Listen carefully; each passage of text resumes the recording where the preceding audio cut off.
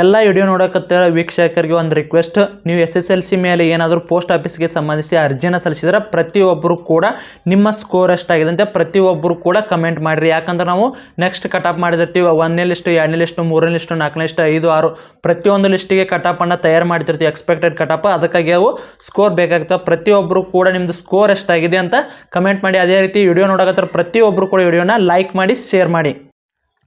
Hi ಸ್ನೇಹಿತರೆ, welcome back ಅವ್ರ job alert ಇನ್ Kannada YouTube ಚಾನಲ್ಗೆ. ಸ್ನೇಹಿತರೆ, ಭಾರತೀಯ ಅಂಚೆ ಇಲಾಖೆಯಲ್ಲಿ ಖಾಲಿ ಇರುವ 21,413 ಹುದ್ದೆಗಳಿಗೆ ಸಂಬಂಧಿಸಿದಂತೆ ಸಾಕಷ್ಟು ಅಭ್ಯರ್ಥಿಗಳು ಕೇಳಕತ್ತಿದ್ರಿ, ಮೊದಲನೇ ಲಿಸ್ಟ್ ಯಾವಾಗ ಬರ್ತದ? ಹಾಗಿದ್ರೆ ನಾವು 1ನೇ ಲಿಸ್ಟಿಗೆ ಆಯ್ಕೆ ಆಗಬೇಕಾಗಿತ್ತಂದ್ರೆ SSLCಯಲ್ಲಿ ಅಂಕ ಎಷ್ಟಾಗಿರಬೇಕು, ಅಂದರೆ ಎಷ್ಟು ನಾವು ಪರ್ಸೆಂಟೇಜನ್ನು ತೆಗೆದುಕೊಂಡಿರ್ಬೇಕಂತ ಕೇಳ್ತಿದ್ರಿ.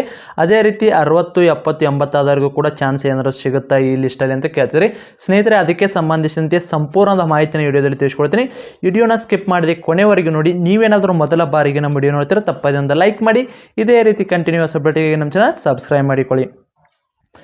ಸ್ನೇಹಿತರೆ, ನೀವೇನಾದರೂ RRB D ಗ್ರೂಪ್ಗೆ ಸಂಬಂಧಿಸಿದ ಸ್ಟಡಿ ಮಾಡ್ತಾ ಇದ್ರೆ ಈ ನೋಟ್ಸ್ ನಿಮಗೆ ತುಂಬ ಉಪಯುಕ್ತ. ಹೌದು ಸ್ನೇಹಿತರೆ, ಸಿಲೆಬಸ್ಸಲ್ಲಿರುವ GK ಆಗಿರ್ಬೋದು, ಅದೇ ರೀತಿ ಸೈನ್ಸ್ ಆಗಿರ್ಬೋದು, ಸೈನ್ಸ್ ವಿಷಯಕ್ಕೆ ಸಂಬಂಧಿಸಿದಂತೆ ಭೌತಶಾಸ್ತ್ರ, ರಸಾಯನಶಾಸ್ತ್ರ, ಜೀವಶಾಸ್ತ್ರ ಮತ್ತು 1000 ಇಂಪಾರ್ಟೆಂಟ್ ಕ್ವಶನ್ಗಳು, ಅದೇ ರೀತಿ ಮ್ಯಾಥಮೆಟಿಕ್ಸ್ ಆಗಿರ್ಬೋದು, ಅದೇ ರೀತಿ ರೀಸನಿಂಗ್ ಆಗಿರ್ಬೋದು, ಅದೇ ರೀತಿ ಪ್ರಚಲಿತ ಘಟನೆಗಳು ಮತ್ತು ಓಲ್ಡ್ ಕ್ವಶನ್ ಪೇಪರ್ ನಿಮಗೆ 50ರಿಂದ 60 ಸೆಟ್ ಓಲ್ಡ್ ಕ್ವಶನ್ ಪೇಪರ್ ಕೂಡ ಸಿಗ್ತಾವೆ. ಅದ್ರ ಜೊತೆಗೆ ಎಕ್ಸಾಮ್ ಮುಗಿಯೋರಿಗೆ ಕರೆಂಟ್ ಅಫೇರ್ಸನ್ನು ನೀಡ್ತಾರೆ. ಸ್ನೇಹಿತರೆ, ಇದರ ಬೆಲೆ ಬಂದು ಮೊದಲಿಗೆ 300 ರೂಪಾಯಿಗೆ ನೀಡ್ತಾ ಇದ್ದೀವಿ. ಸ್ನೇಹಿತರೆ, ಈಗ ನಮ್ಮ ಚಾನಲ್ ವೀಕ್ಷಕರಿಗಾಗಿ ಇದನ್ನು ಬೆಲೆ ಬಂದು ಕೇವಲ 200 ರೂಪಾಯಿಗೆ ಈ ನೋಟ್ಸನ್ನು ನೀಡ್ತಾ ಇದ್ದೇವೆ. ಸ್ನೇಹಿತರೆ, ಯಾರಿಗಾದರೂ ಈ ನೋಟ್ಸ್ ಬೇಕಾಗಿತ್ತಂದರೆ ಕೆಳಗಡೆ ಕಾಣುವ ನಂಬರನ್ನು ಸಂಪರ್ಕಿಸಿ ನೀವು ಕೂಡ ನೋಟ್ಸನ್ನು ಪಡೆದುಕೊಳ್ಳಬಹುದು. ಸ್ನೇಹಿತರೆ, ಬೇರೆ ಕಡೆ ಎಲ್ಲ ಒಂದು ಸಬ್ಜೆಕ್ಟ್ಗೆ 100 ರೂಪಾಯಿನ ವಿಧಿಸ್ತಾ ಇದ್ದಾರೆ. ಸ್ನೇಹಿತರೆ, ನಾವು ಎಲ್ಲ ಸಬ್ಜೆಕ್ಟನ್ನು ಸೇರಿ ಸಿಲೆಬಸ್ಸಲ್ಲಿರುವ GK ಮತ್ತು ಸೈನ್ಸ್, ಅದೇ ರೀತಿ ಮ್ಯಾಥಮೆಟಿಕ್ಸ್, ರೀಸನಿಂಗ್ ಮತ್ತು ಓಲ್ಡ್ ಕ್ವಶನ್ ಪೇಪರು ಮತ್ತು ಕರೆಂಟ್ ಅಫೇರ್ಸ್ ಎಲ್ಲ ಕೂಡಿ ಕೇವಲ 200 ರೂಪಾಯಿ ಸಿಗ್ತದೆ. ಸ್ನೇಹಿತರೆ, ಬೇರೆ ಕಡೆ ಎಲ್ಲ ಒಂದು ಸಬ್ಜೆಕ್ಟ್ಗೆ 100, ಅದೇ ರೀತಿ ಓಲ್ಡ್ ಕ್ವಶನ್ ಪೇಪರ್ಗೆ 100, ಹಿಂಗೆ ಒಟ್ಟಾರೆಯಾಗಿ ಹಿಡಿದ್ರೆ ಒಟ್ಟು 500 ರೂಪಾಯಿ ಆಗ್ತದೆ. ಇದರ ಬೆಲೆ ಕೇವಲ ಸ್ನೇಹಿತರೆ, ಈ ನೋಟ್ಸಿನ ಬೆಲೆನ ಕೇವಲ ನಮ್ಮ ಚಾನಲ್ ವೀಕ್ಷಕರಿಗೆ ಕೇವಲ 200 ರೂಪಾಯಿಗೆ ನೀಡ್ತಾ ಇದ್ದೀವಿ. ಸ್ನೇಹಿತರೆ, ನಿಮಗೂ ಏನಾದರೂ ನೋಟ್ಸ್ ಬೇಕಾಗಿತ್ತಂದ್ರೆ ಸ್ನೇಹಿತರೆ ಪ್ರತಿಯೊಬ್ಬರು ಕೂಡ ಇದನ್ನು ನಮ್ಮ ಚಾನಲಲ್ಲಿ ನೋಡಿದ ವಿಡಿಯೋನ ಸ್ಕ್ರೀನ್ಶಾಟ್ ಹೊಡೆದು ಈ ನಂಬರ್ಗೆ ನೀವೇನಾದರೂ ವಾಟ್ಸಪ್ ಮುಖಾಂತರ ಕಳಿಸಿದ್ರಂದ್ರೆ ನಿಮಗೆ ಕೂಡ ನೋಟ್ಸನ್ನು ಕಳಿಸ್ತಾರೆ.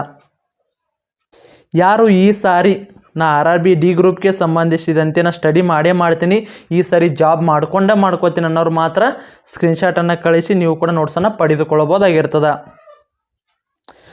ಬನ್ನಿ ಸ್ನೇಹಿತರೆ, ಹಾಗಿದ್ರೆ ಪೋಸ್ಟ್ ಆಫೀಸಲ್ಲಿ ಖಾಲಿ ಇರುವ ಹುದ್ದೆಗಳಿಗೆ ಸಂಬಂಧಿಸಿದಂತೆ ರಿಸಲ್ಟ್ ಯಾವಾಗ ಬರುತ್ತೆ? ಮೊದಲಿಗೆ ಸ್ನೇಹಿತರೆ, SSLC ಅಂಕಗಳ ಆಧಾರದ ಮೇಲೆ ಇದನ್ನು ಆಯ್ಕೆ ಮಾಡಿಕೊಳ್ತಾರೆ. ಇದು ನಿಮಗೆ ಗೊತ್ತಿದೆ. ಸ್ನೇಹಿತರಿಗೆ ಇನ್ನೇನು 1ನೇ ಲಿಸ್ಟನ್ನು ಬಿಡ್ತಾರೆ. 1ನೇ ಲಿಸ್ಟ್ದು ಡೇಟ್ ಕೂಡ ತಿಳಿಸ್ತೀನಿ. ಸ್ನೇಹಿತರೆ, ಮೊದಲಿಗೆ ಈ ಹುದ್ದೆಗಳಿಗೆ ನೀವು ಆಯ್ಕೆ ಆದ್ರಂದ್ರೆ ಏನೇನೆಲ್ಲ ಡಾಕ್ಯುಮೆಂಟ್ಸನ್ನು ತೆಗೆದುಕೊಂಡು ನೀವು ಡಾಕ್ಯುಮೆಂಟ್ಸ್ ವೆರಿಫಿಕೇಷನ್ಗೆ ಹೋಗ್ಬೇಕಂತ ಅದನ್ನು ಕೂಡ ತಿಳಿಸ್ತೀನಿ. ಸ್ನೇಹಿತರೆ, ಮೊದಲಿಗೆ ಡಾಕ್ಯುಮೆಂಟ್ಸನ್ನು ಹೇಳ್ತೀವಿ. ಪ್ರತಿಯೊಬ್ಬರು ಕೂಡ ನೀವೇನಾದರೂ ನಾವು ಹೇಳ್ತೀವಿ ನೆಕ್ಸ್ಟ್ ಸ್ಕೋರ್ ಎಷ್ಟು ಬೇಕಂತೇಳಿ, ಆ ಸ್ಕೋರ್ ನಿಮ್ದು ಏನಾದರೂ ಅಷ್ಟು ಆಗಿತ್ತಂದ್ರೆ ಪ್ರತಿಯೊಬ್ಬರು ಕೂಡ ನಿಮ್ಮ ಡಾಕ್ಯುಮೆಂಟ್ಸನ್ನು ತಪ್ಪದೇ ತೆಗೆಸಿಕೊಳ್ಳಿ. ಏನೇನಪ್ಪ ಮೊದಲಿಗೆ ಅಂದರೆ SSLC ಅಂಕಪಟ್ಟಿ. SSLC ಅಂಕಪಟ್ಟಿ ಮುಖ್ಯವಾಗಿರ್ತದೆ. SSLC ಅಂಕಪಟ್ಟಿಯಲ್ಲಿ ಯಾವ ರೀತಿ ನೇಮ್ ಇರುತ್ತದಲ್ಲ ಅದೇ ರೀತಿ ನಿಮ್ಮದು ಕೂಡ ಆಧಾರ್ ಕಾರ್ಡ್ ಕೂಡ ಇರಬೇಕಾಗ್ತದೆ. ನೆಕ್ಸ್ಟ್ SSLC ಅಂಕಪಟ್ಟಿ ಆದ ನಂತರ ಆಧಾರ್ ಕಾರ್ಡು, ನೆಕ್ಸ್ಟ್ ಇದಕ್ಕೆ ಸಂಬಂಧಿಸಿದಂತೆ 4 ಫೋಟೋವನ್ನು ಕೂಡ ನೀವು ಒಯ್ಯಬೇಕು.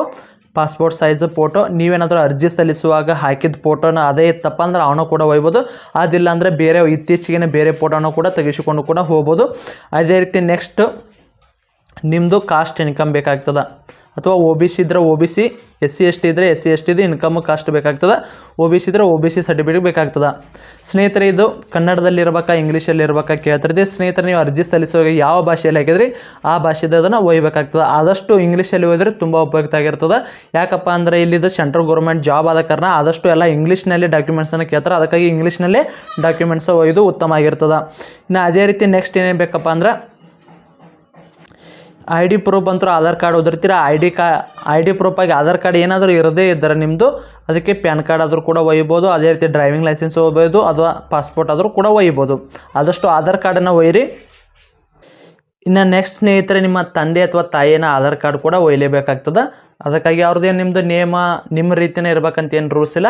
ಒಟ್ಟು ಆಧಾರ್ ಕಾರ್ಡ್ ಅವರು ನೀವು ಯಾವ ಪ್ರದೇಶದಲ್ಲಿ ವಾಸ ಮಾಡ್ತಿರ್ತಿರಲ್ಲ ಅದಕ್ಕೆ ಸಂಬಂಧಿಸಿದಂತೆ ID ಪ್ರೂಫನ್ನು ಕೇಳಿರ್ತಾರೆ. ತಂದೆ ಅಥವಾ ತಾಯಿ ಆಧಾರ್ ಕಾರ್ಡ್ ಕೂಡ ಒಯ್ಯಬೇಕಾಗ್ತದೆ. ಇನ್ನು ನೆಕ್ಸ್ಟ್ ಸ್ನೇಹಿತರೆ, ನೀವೇನಾದರೂ EWS ಅಭ್ಯರ್ಥಿಗಳಾಗಿದ್ದರೆ EWS ಸರ್ಟಿಫಿಕೇಟ್ ಒಯ್ಯಬೇಕು. OBC ಇದ್ದರೆ OBC, SC ST ಇದ್ದರೆ SC ST. ಇನ್ನು ಅದೇ ರೀತಿಯನ್ನು PWD ಅಥವಾ ಅಂಗವಿಕಲ ಅಭ್ಯರ್ಥಿಗಳಾಗಿದ್ದರೆ ಅಂಗವಿಕಲ ಪ್ರಮಾಣ ಪತ್ರ ಕೂಡ ಒಯ್ಯಬೇಕಾಗ್ತದೆ. ಇನ್ನು ನೆಕ್ಸ್ಟ್ ಸ್ನೇಹಿತರೆ, ಇಲ್ಲಿ ಸಾಕಷ್ಟು ಅಭ್ಯರ್ಥಿಗಳು ಕನ್ಫ್ಯೂಸ್ ಆಗಿದ್ರಿ ಕಂಪ್ಯೂಟರ್ ಪ್ರಮಾಣ ಪತ್ರವನ್ನು ಒಯ್ಯಬೇಕಾ ಅಂತೇಳಿ. ಸ್ನೇಹಿತರೆ, ಇಲ್ಲಿ ಕಂಪ್ಯೂಟರ್ನ ಕೂಡ ಕೇಳಿರ್ತಾರೆ. ನಿಮ್ಮ ಹತ್ರ ಇದ್ದರೆ ಒಯ್ಯಿರಿ, ಇಲ್ಲ ಅಂದ್ರೆ ಪರವಾಗಿಲ್ಲ. ಈಗ ಲಾಸ್ಟ್ ಟೈಮ್ ರಿಕ್ವೈರ್ಮೆಂಟ್ ಆದಾಗ ಕಂಪ್ಯೂಟರ್ ಸರ್ಟಿಫಿಕೇಟ್ ಇಲ್ಲದೇನೂ ಕೂಡ ಅವ್ರನ್ನ ಪಾಸ್ ಮಾಡಿರ್ತಾರೆ. ಆದರೂ ಕೂಡ ಒಂದು ಸ್ವಲ್ಪ ಏನಾದರೂ ಇತ್ತಂದ್ರೆ ತೆಗೆದುಕೊಂಡು ಹೋಗೋದು ಉತ್ತಮ. ಇಲ್ಲಿ ಆಲ್ಮೋಸ್ಟ್ ಏನಿದು ಬ್ರಾಂಚ್ ಪೋಸ್ಟ್ ಮಾಸ್ಟರ್ಗೆ ಏನು ಹಾಕಿರ್ತಿಲ್ಲ, ಅವರು ಆದಷ್ಟು ನಿಮ್ಮದು ಏನಿರ್ತದಲ್ಲ ಆಯ್ಕೆ ಆದ್ರಂದ್ರೆ ಬ್ರ್ಯಾಂಚ್ ಪೋಸ್ಟ್ ಮಾಸ್ಟರ್ಗೆ ಏನು ಆಯ್ಕೆ ಆದ್ರಂದ್ರೆ ಅಂಥ ಅಭ್ಯರ್ಥಿಗಳು ನೀವು ಆದಷ್ಟು ಕಂಪ್ಯೂಟರ್ ಸರ್ಟಿಫಿಕೇಟನ್ನು ಒಯ್ಯಿರಿ. ಯಾಕಂದ್ರೆ ನಿಮ್ಗೆ ಅದೇ ಹುದ್ದೆಯನ್ನು ಕೊಡ್ತಿರ್ತಾರೆ, ಅಲ್ಲಿ ಕಂಪ್ಯೂಟರ್ ವರ್ಕ್ ಕೂಡ ಮಾಡೋದಿರ್ತದೆ. ಸ್ವಲ್ಪ ಅದ್ರ ನಾಲೆಜ್ ಕೂಡ ಅವ್ರಿಗೆ ಬೇಕಾಗ್ತದೆ, ಅದಕ್ಕಾಗಿ ಅದನ್ನು ಕೂಡ ಕೇಳಿರ್ತಾರೆ. ಸ್ನೇಹಿತರೆ, ಅದೇ ರೀತಿ ಈಗ ಸ್ನೇಹಿತರೆ ಇಷ್ಟೆಲ್ಲ ಡಾಕ್ಯುಮೆಂಟ್ಸ್ ಕೂಡ ನಿಮ್ಗೆ ಕಡ್ಡಾಯವಾಗಿ ಬೇಕಾಗ್ತವೆ. ಮೀಸಲಾತಿ ಇರೋರು ಏನು ಮೀಸಲಾತಿ ಪ್ರಮಾಣ ಪತ್ರ ಕೋರಿತಲ್ಲ, ಆ ಮೀಸಲಾತಿಗಳನ್ನೆಲ್ಲ ಒಯ್ಯಬೇಕಾಗ್ತದೆ. ನೆಕ್ಸ್ಟ್ ಯಾರ್ಯಾರೆಲ್ಲ ಎಷ್ಟು ಅಂಕಗಳನ್ನ ತೆಗೆಸಿಕೊಂಡವ್ರು ಈ ಡಾಕ್ಯುಮೆಂಟ್ಸ್ ಎಲ್ಲ ರೆಡಿ ಮಾಡ್ಕೋಬೇಕಂತ ನೋಡೋದಾದರೆ ಸ್ನೇಹಿತರೆ, ಮೊದಲಿಗೆ OBC ಅಭ್ಯರ್ಥಿಗಳದ್ದು ನೋಡೋಣ. ಸ್ನೇಹಿತರಲ್ಲಿ 1ನೇ ಲಿಸ್ಟು ಮತ್ತು 2ನೇ ಲಿಸ್ಟ್ ಬರುವ ದಿನಾಂಕ ಕೂಡ ನಾವು ಆಲ್ರೆಡಿ ಇದಕ್ಕೆ ಸಂಬಂಧಿಸಿ ಒಂದು ವಿಡಿಯೋ ಕೂಡ ಮಾಡಿದ್ವಿ. ಸ್ನೇಹಿತರೆ, ನಿಮ್ಮದು ಇನ್ನೇನು 15ರಿಂದ 20 ದಿನದ ಒಳಗಾಗಿ ನಿಮ್ಮದು 1ನೇ ಲಿಸ್ಟ್ ಕೂಡ ಬರ್ತದೆ. 1ನೇ ಲಿಸ್ಟ್ ಬಿಟ್ಟ ನಂತರ 15ರಿಂದ 20 ದಿವಸ ಮತ್ತೆ 2ನೇ ಲಿಸ್ಟ್ ಕೂಡ ಬಿಡ್ತಾರೆ. ಅದಕ್ಕಾಗಿ ಪ್ರತಿಯೊಬ್ಬರು ಕೂಡ ಈ ಡಾಕ್ಯುಮೆಂಟ್ಸನ್ನು ತೆಗೆಸಿಟ್ಟುಕೊಳ್ಳಿ. ಸ್ನೇಹಿತರೆ, ಹಾಗಿದ್ದರೆ 1ನೇ ಲಿಸ್ಟಿಗೆ ಎಷ್ಟು ಕಟಾಪ್ ನಿಂದಿರ್ತದೆ ಅಂತ ನೋಡೋಣ. ಮೊದಲಿಗೆ ಜನರಲ್ ಕ್ಯಾಟಗರಿ ಅಭ್ಯರ್ಥಿದು ನೋಡೋಣ, GMದು. ಸ್ನೇಹಿತರಲ್ಲಿ ಮಿನಿಮಮ್ 1ನೇ ಲಿಸ್ಟು ಮತ್ತು 2ನೇ ಲಿಸ್ಟಿಗೆ ನೀವೇನಾದರೂ ಆಯ್ಕೆ ಆಗಬೇಕಾಗಿತ್ತಂದ್ರೆ ಸ್ನೇಹಿತರಲ್ಲಿ ಜನರಲ್ ಕ್ಯಾಟಗರಿ ಮಿನಿಮಮ್ ಅಂದರೂ 94ವರೆಗೂ ಕೂಡ ಇರಬೇಕು. 93.50 ಅಥವಾ 94ವರೆಗೂ ಕೂಡ ಇಲ್ಲಿ ಇರಬೇಕಾಗ್ತದೆ. ಇದು 1ನೇ ಇದಕ್ಕೆ ಭಾಳ ಹೈ ನಿಂದಿರ್ತದೆ.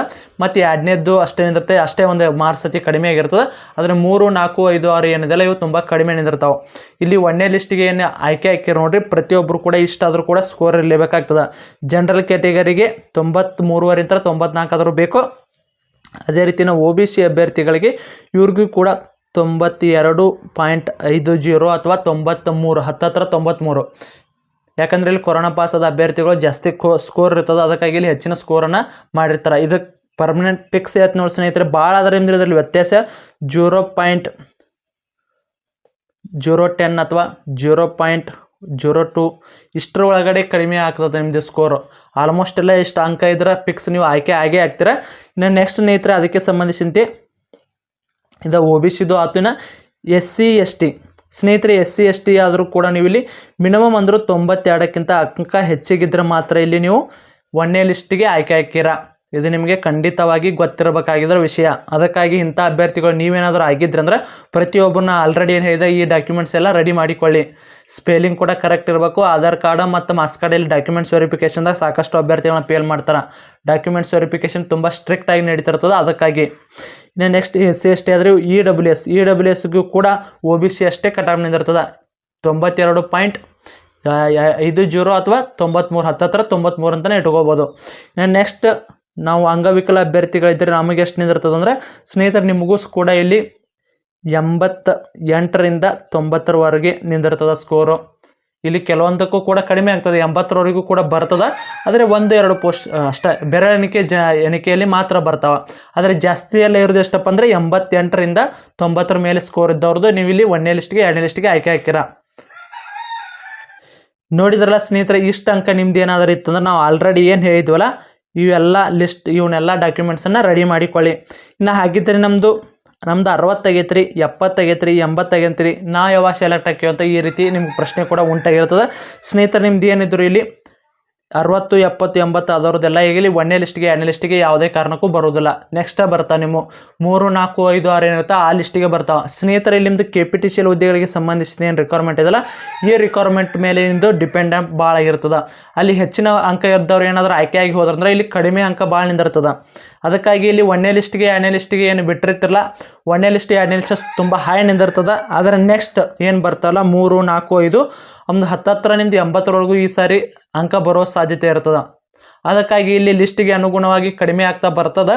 ಅದಕ್ಕಾಗಿ ಪ್ರತಿಯೊಬ್ಬರು ಕೂಡ ಡಾಕ್ಯುಮೆಂಟ್ಸನ್ನು ರೆಡಿ ಮಾಡಿಕೊಳ್ಳಿ. ಸ್ನೇಹಿತರೆ, ಇದಕ್ಕೆ ಸಂಬಂಧಿಸಿದಂತೆ ನೀವು ಏನು ಹೆಲ್ಪ್ ಮಾಡ್ಬೇಕಪ್ಪ ಅಂದ್ರೆ ಪ್ರತಿಯೊಬ್ಬರು ಕೂಡ ವಿಡಿಯೋ ನೋಡುತ್ತೆ, ಪ್ರತಿಯೊಬ್ಬರು ಕೂಡ ನಿಮ್ಮದು ಸ್ಕೋರನ್ನು ಕಮೆಂಟ್ ಮಾಡಿ. ಮೊದಲಿಗೆ ಮಾಡಬೇಕಾಗಿದ್ದು ನಿಮ್ಮದು ಸ್ಕೋರನ್ನು ಕಮೆಂಟ್ ಮಾಡಿ. ಪ್ರತಿಯೊಬ್ಬರು ಎಷ್ಟೇ ಇರಲಿಲ್ಲ 60 70 80 ನೀವು ಅರ್ಜಿಯನ್ನು ಸಲ್ಲಿಸಿದರೆ ಪ್ರತಿಯೊಬ್ಬರು ಕೂಡ ನಿಮ್ಮ ಸ್ಕೋರನ್ನು ಕಮೆಂಟ್ ಮಾಡಿ ಸ್ನೇಹಿತರೆ. ಅದೇ ರೀತಿ ನಿಮಗೇನಾದರೂ RRB ಡಿ ಗ್ರೂಪ್ಗೆ ಸಂಬಂಧಿಸಿದಂತೆ ನೋಟ್ಸ್ ಬೇಕಾಗಿತ್ತಂದ್ರೆ ಇಂಪಾರ್ಟೆಂಟ್ ನೋಟ್ಸ್ ಇರ್ತಾವೆ ಸ್ನೇಹಿತರೆ. ತುಂಬ ಕಡಿಮೆ ಬೆಲೆಗೆ ನೀಡ್ತಾ ಇದ್ದಾರೆ. ಕೇವಲ 200 ರೂಪಾಯಿಗಾಗಿ ಸಿಲೆಬಸ್ಸಲ್ಲಿರೋ ಎಲ್ಲ notes, old question paper, current affairs ಎಲ್ಲ ನೀಡ್ತಾ ಇದ್ದಾರೆ. ಯಾರಿಗಾದ್ರೂ ನೋಟ್ಸ್ ಬೇಕಾಗಿತ್ತಂದ್ರೆ ಕೆಳಗಡೆ ಕಾಣುವ ನಂಬರನ್ನು ಸಂಪರ್ಕಿಸಿ ನೀವು ಕೂಡ ನೋಟ್ಸನ್ನು ಪಡೆದುಕೊಳ್ಳಬಹುದು. ಸ್ನೇಹಿತರೆ, ಇಲ್ಲಿವರೆಗೆ ವಿಡಿಯೋ ನೋಡೋದಕ್ಕೆ ಧನ್ಯವಾದಗಳು. ಮತ್ತೆ ಮುಂದಿನ ವಿಡಿಯೋದಲ್ಲಿ ಸಿಗೋಣ. ಶುಭ ದಿನ.